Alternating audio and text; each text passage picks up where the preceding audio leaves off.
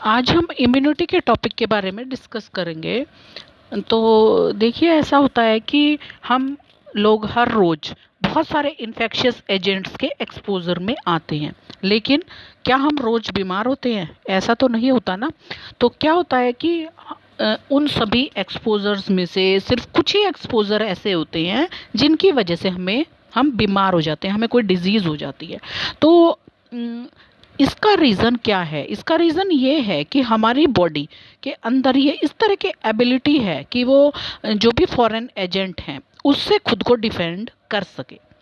तो बॉडी की यही जो पावर है, ये जो एबिलिटी है, जिसमें कोई भी होस्ट क्या करता है, वो डिजीज़ कॉजिंग ऑर्गेनिज्म से लड़ाई करता है।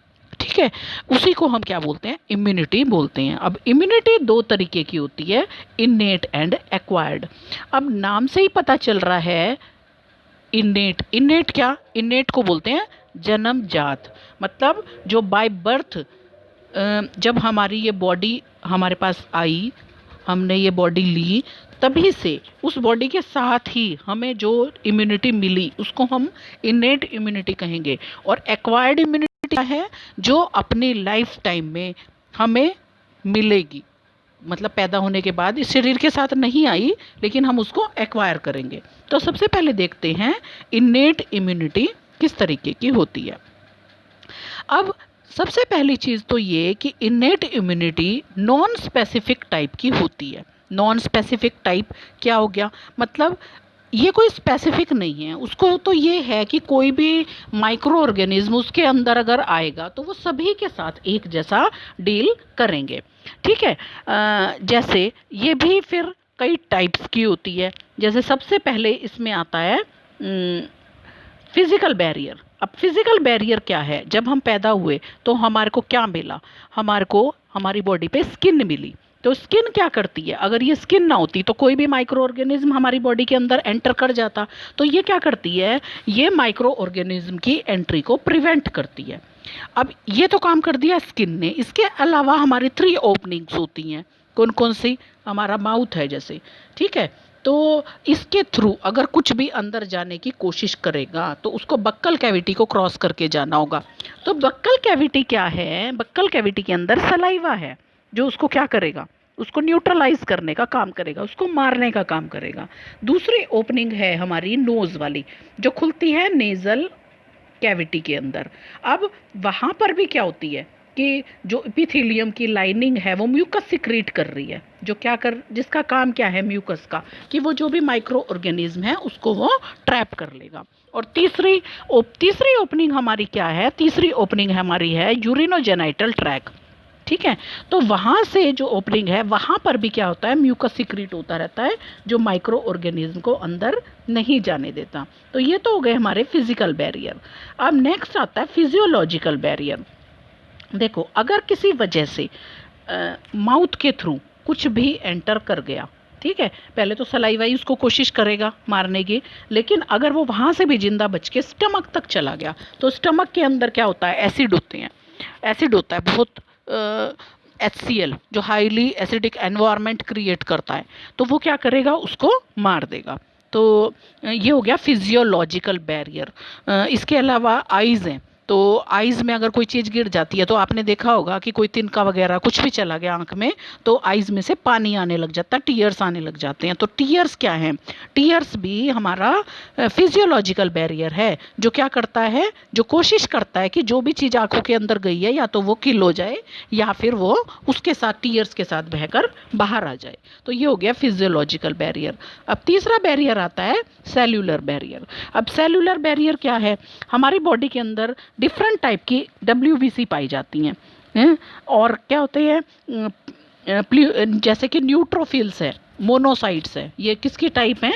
WBC की टाइप हैं। तो ये हमारी बॉडी के नेचुरल किलर कहे जाते हैं, जो क्या करते हैं कि इसके अलावा जो इनका काम क्या है? ये फैगोसिटिक होते हैं नेचर में, कि कोई भी फॉरेन बॉडी आ गई तो उसको फैगोसाइट कर देंगे, उसका मतलब उसको मार देंगे, उसको खा के ख़त्म कर देंगे। इसके अलावा डिफरेंट टिश्यूज़ के अंदर भी क्या पाए जाते हैं? मैक्रोफेजेस पाई जाती हैं।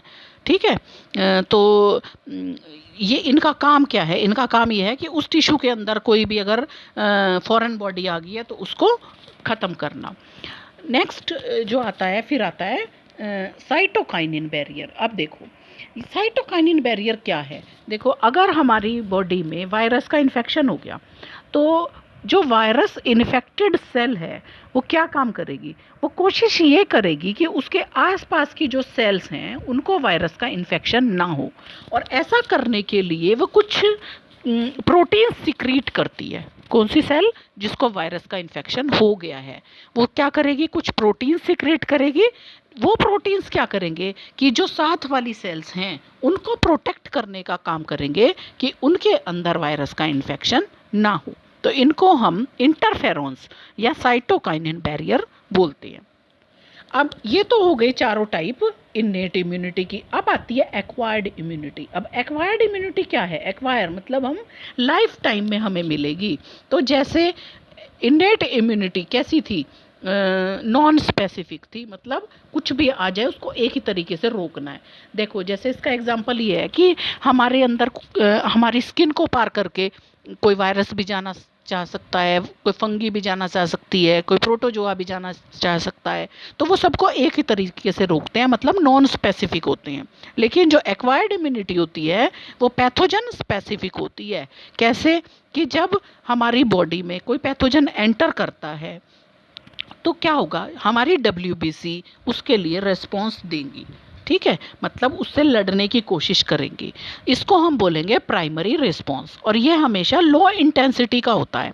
लेकिन सेम पैथोजन अगर हमारी बॉडी में इन फ्यूचर कभी भी आ गया तो तब क्या होगा, तब हमारी बॉडी जो रिस्पॉन्स देगी वो सेकेंडरी रिस्पॉन्स होगा, और बहुत कैसा होगा, प्राइमरी रिस्पॉन्स के कंपैरिजन में बहुत ज़्यादा होगा, बहुत हैवी होगा। ठीक है, तो ये जो प्राइमरी और सेकेंडरी रिस्पॉन्स है ये देने का काम हमारी बॉडी के अंदर दो स्पेशल टाइप की WBCs हैं जिनको हम लिम्फोसाइट्स बोलते हैं। और वो लिम्फोसाइट कौन सी हैं? B और T लिम्फोसाइट। तो ये क्या करती हैं, ये इससे क्या करती हैं, हमें इम्यूनिटी प्रोवाइड करने का काम करती हैं। तो ये किस तरीके से वर्क करती हैं?